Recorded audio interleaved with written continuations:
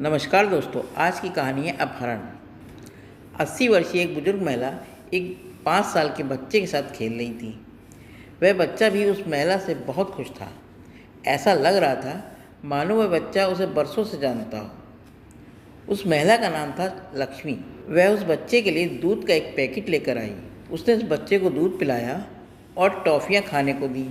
फिर वह वृद्ध महिला उस बच्चे को सुलाकर अपने घर आ गई।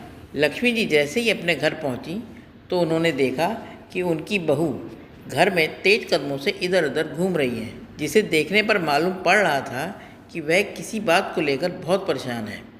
लक्ष्मी जी अंदर आईं और उन्होंने देखा कि उनका बेटा भी किसी को फ़ोन मिला रहा था। वह भी बहुत ज़्यादा परेशान था।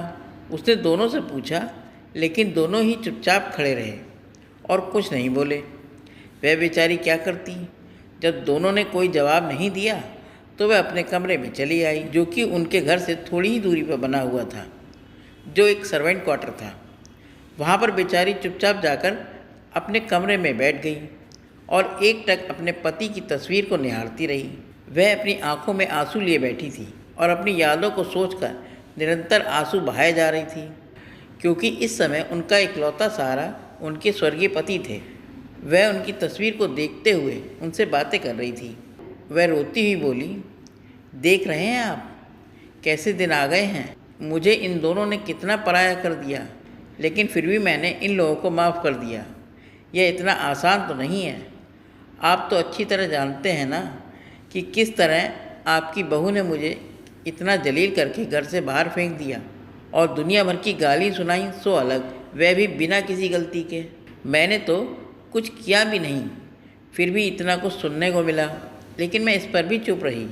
याद होगा ना आपको, कितने अरमान थे, बेटी की शादी के बाद ऐसा हुक्म चलाएंगे, वैसे बैठेंगे, इतना प्यार देंगे उसे कि याद रखेगी। हमने उसे जितना प्यार और सम्मान दिया, उसने उतना ही बेइज्जत किया। मुझ पर झूठा इल्ज़ाम लगाया कि मैंने उसे जहर देकर मारने की कोशिश की है। वह अपने आंसू जो निरंतर बहे जा रहे थे उन्हें पोंछते हुए बोली, आप जानते हैं इतना सब कुछ होने पर भी मैं चुप रही। आप कहा करते थे ना कि थोड़ा बहुत सहन कर लिया करो, मेरे बाद कोई इतने नखरे नहीं उठाएगा। आपने सही कहा था।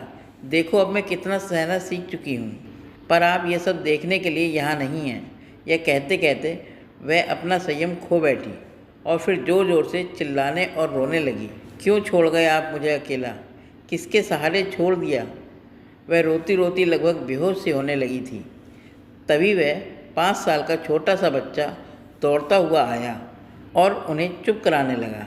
लक्ष्मी जी भी उसे देखकर अपना दुख भूल गईं। निक्कू, जो अभी बहुत छोटा था, वह स्कूल से घर नहीं आया और इसी कारण विकास और अनीता बहुत ज़्यादा परेशान थे। होते भी क्यों ना, इतना छोटा सा बच्चा सुबह से बाहर था और अब रात हो चुकी थी, पर अब तक उसका कोई पता नहीं चला। विकास और अनीता जल्दबाजी में पुलिस स्टेशन के लिए निकल गए, लेकिन वहां जाने पर भी कोई फ़ायदा नहीं हुआ। पुलिस वालों ने उन्हें यह कहकर वापस भेज दिया कि जब तक बच्चे के गुम हुए 24 घंटे नहीं हो जाते, तब तक हम कुछ नहीं कर सकते। इस पर अनीता बौखला गई और रो रो कर उसका बुरा हाल हो गया। वे दोनों इस समय कुछ और कर भी नहीं सकते थे, इसलिए दोनों ही घर वापस आ गए और अपने बेटे को याद करके रोने लगे। इधर लक्ष्मी जी एक छोटे बच्चे को सीने से लगाए उसे लोरी सुनाकर सुला रही थी। वह आज काफ़ी दिनों बाद थोड़ा सुकून महसूस कर रही थी, क्योंकि आज वह इस चार दीवारी में अकेली नहीं थी, बल्कि कोई और भी था उनके साथ, जिसे लक्ष्मी जी लोरी सुना रही थी। वह बच्चा लोरी सुनते सुनते सो गया। उधर विकास और अनीता की आंखों की नींद कोसों दूर थी। दोनों अपनी परिस्थितियों को देखते हुए बस रोए जा रहे थे। इतने में लक्ष्मी जी अंदर दाखिल होने लगी। तभी अनीता ने कहा, विकास, अपनी माँ से कह दो कि इस घर में पैर रखने की ज़रूरत ना करें। उन्हें बाहर का क्वार्टर दे रखा है ना, वहीं रहें, यहाँ आने की कोई ज़रूरत नहीं है। वैसे भी मेरा मूड बहुत ख़राब है। पता नहीं मेरा बच्चा जाने कहाँ होगा। मेरा मासूम सा बच्चा अभी सुबह ही मुझसे इतनी जिद कर रहा था कि मुझे वाटर पार्क लेकर चलना माँ, और देखो अब वह कहीं नहीं है। वह रोती रोती कहने लगी, बेटा तू वापस आ जा, मैं तुझे वाटर पार्क भी ले जाऊंगी और खूब सारी चॉकलेट भी दिलाऊंगी। बस तू वापस आ जा। कहती कहती वह फूट फूट कर रोने लगी। लक्ष्मी जी उसे दिलासा देने के लिए आगे बढ़ीं। वैसे ही विकास ने उनका हाथ पकड़कर दहलीज से बाहर कर दिया। दरअसल लक्ष्मी जी अनीता से कुछ कहना चाहती थीं, लेकिन विकास की इस हरकत के बाद वह वहाँ और नहीं रह सकती थी, अतः वह वहाँ से चली गईं। अनीता पूरी रात रोती रही। अपने बच्चे के खिलौने, कपड़े और अन्य चीज़ों को कलेजे से लगाए पूरी रात निकाल दी और सुबह होते ही विकास को लेकर पुलिस स्टेशन पहुंच गई, जहां शिकायत दर्ज कर दी और फिर लिखवाने के बाद वे दोनों वापस आ गए। इधर पुलिस अपनी कार्रवाई में जुट गई। लक्ष्मी जी अपने पति की तस्वीर के सामने हाथ जोड़कर कह रही थी, मुझे माफ़ कर दीजिए, मैं ऐसा बिल्कुल नहीं करना चाहती थी, पर मैं मजबूर थी अपने बेटे और बहू को सबक सिखाने के लिए। मुझे मजबूरी में यह कदम उठाना पड़ा, पर आप परेशान मत होइए, मैं खुद से भी ज़्यादा उसका ख्याल रख रही हूँ। इतने में विकास और अनीता की गाड़ी घर में दाखिल हुई, जिसे देखकर लक्ष्मी जी कुछ सोचने लगी और जैसे ही गाड़ी से उतरकर विकास और अनीता अंदर घर में गए, वैसे ही कुछ देर बाद ही दोनों ने लक्ष्मी जी के कमरे से एक चीख सुनी, जिसे सुनकर अनीता तो मुंह बनाकर वहीं बैठी रही, लेकिन विकास अपनी माँ के कमरे की तरफ बढ़ा। वहाँ जाकर उसने जो देखा उसके पैरों तले ज़मीन खिसक गई और वह भी ज़ोर से चिल्लाया, अनीता अनीता। अनीता ने जैसे ही विकास की आवाज़ सुनी, वह एकदम से घबरा गई और दौड़ती हुई अपनी सास यानी लक्ष्मी जी के कमरे में पहुंची। उसने देखा कि उसका पति किसी पुतले की तरह खड़ा हुआ है और नीचे उसकी सास गिरी हुई थी, जिनके पास ही थोड़ा खून बह रहा था। अनीता ने 2 कदम आगे की ओर बढ़ाया और लक्ष्मी जी के पास खड़े बच्चे को देखा, किंतु यह क्या, उसने जो देखा वह तो देखते ही वहीं के वहीं खड़े से गिर गई और घुटनों के बल बैठकर अपनी बाहें फैलाकर ज़ोर ज़ोर से रोते हुए अपने बेटे निक्कू को बुलाने लगी। दरअसल वह बच्चा जो लक्ष्मी जी के पास खड़ा था, वह कोई और नहीं बल्कि उनका अपना पोता निक्कू था।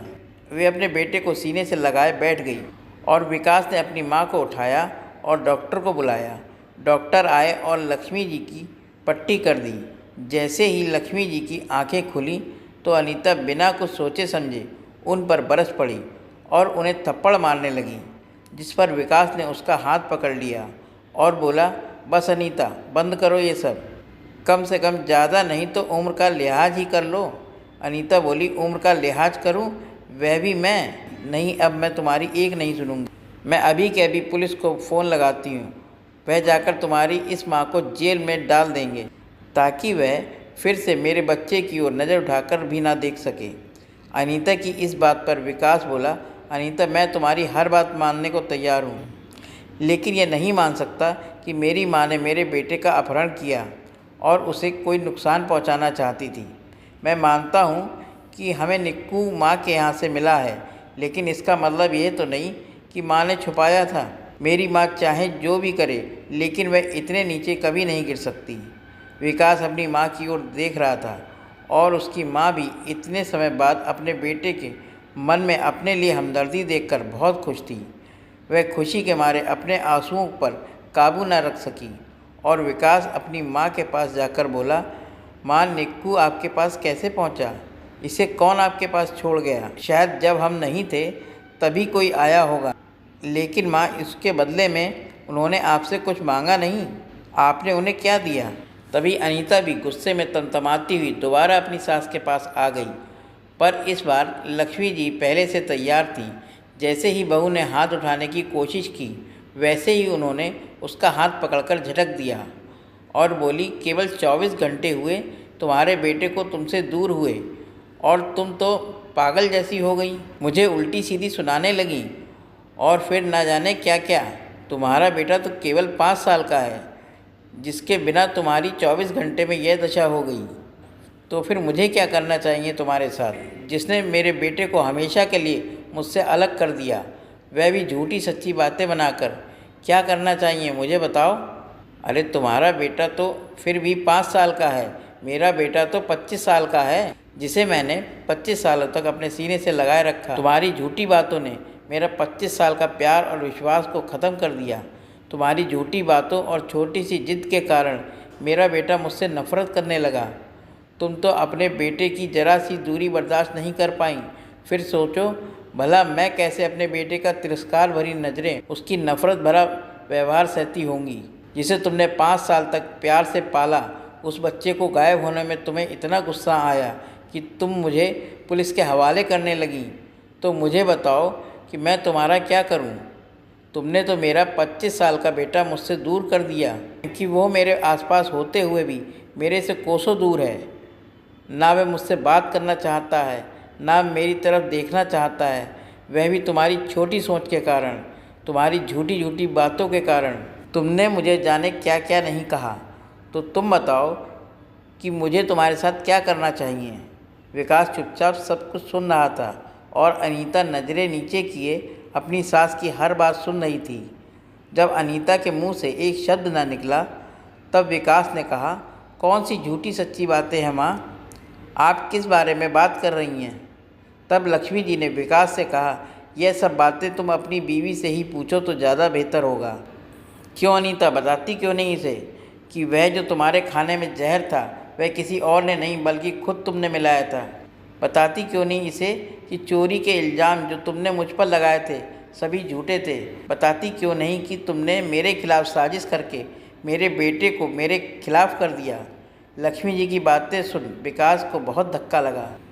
वह कभी सोच भी नहीं सकता था कि उसकी पत्नी उसकी माँ को घर से निकालने के लिए इतना कुछ कर सकती है। किंतु अब अपने बेटे से 24 घंटे तक दूर रहने के बाद अनीता जो एक माँ थी, उसे एहसास हुआ कि जब एक माँ से उसके बच्चे को अलग कर दिया जाता है तो वह माँ जीते जी मर जाती है। वह दुख जो उस वक्त उस माँ को होता है उसे शब्दों में बताया नहीं जा सकता। और आज अनीता अपनी सास का वह दर्द महसूस कर पा रही थी जो उसने पिछले वर्षों में अपनी सास को दिया। तुरंत ही अनीता अपनी सास के पैरों में गिर पड़ी और गिरते हुए उनसे माफ़ी की भीख मांगने लगी, जिस पर विकास ने उसे अपनी माँ से खींचकर अलग कर दिया और बोला, तुम नीच औरत, कितनी घटिया सोच है तुम्हारी।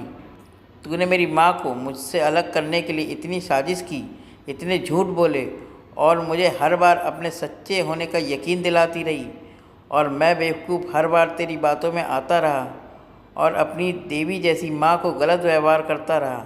अनीता फूट फूट कर रोने लगी और कहने लगी, माँ हो सके तो माफ़ कर देना। मेरा पाप माफ़ी के लायक तो नहीं है, लेकिन फिर भी मैं आपसे दोनों हाथ जोड़कर आपके पैरों में गिरकर आपसे माफ़ी मांगती हूँ। मुझे माफ़ कर दीजिए। लक्ष्मी जी को अनीता के रोने की आवाज़ साफ आ रही थी, जो कि कमरे के बाहर निकाल दी गई थी, वह भी उनके बेटे विकास द्वारा। लक्ष्मी जी को एहसास हुआ कि अनीता को अपनी किए पे पछतावा है, अतः उन्होंने उसे अपने पास बुलाया और प्यार से उसके सर पर हाथ रख दिया और बोली, नहीं विकास, अनीता ने जो किया वह उसकी नादानी थी, किंतु अब जो कुछ कर रहे हैं वह हमारी बेवकूफ़ी होगी। निक्कू के बारे में सोचो, मेरे बारे में सोचो। अरे भाई, मैं बीमार हूँ, अगर ऐसे में तुम इसे कहीं भेज दोगे तो मेरा खाना कौन बनाएगा? लक्ष्मी जी ने व्यंग करते हुए कहा, और इस बात पे सभी लोग मुस्कुरा दिए। लक्ष्मी जी ने अनीता को माफ़ कर दिया और फिर से वह लोग सब खुशी खुशी रहने लगे। दोस्तों, इस कहानी से हमें ये शिक्षा मिलती है कि प्रत्येक व्यक्ति को अपने बुरे कर्मों की एक सीमा रखनी चाहिए। यदि आप आज किसी के साथ बुरा करते हैं तो उसका परिणाम आपको अवश्य ही भुगतना पड़ेगा। अतः इंसान को किसी भी व्यक्ति के साथ ऐसा व्यवहार नहीं करना चाहिए जो कि वह स्वयं के लिए बर्दाश्त ना कर पाए। दोस्तों, ये कहानी कैसी लगी? अगर अच्छी लगी हो तो मेरे चैनल को लाइक करें, सब्सक्राइब करें और शेयर करें। धन्यवाद दोस्तों।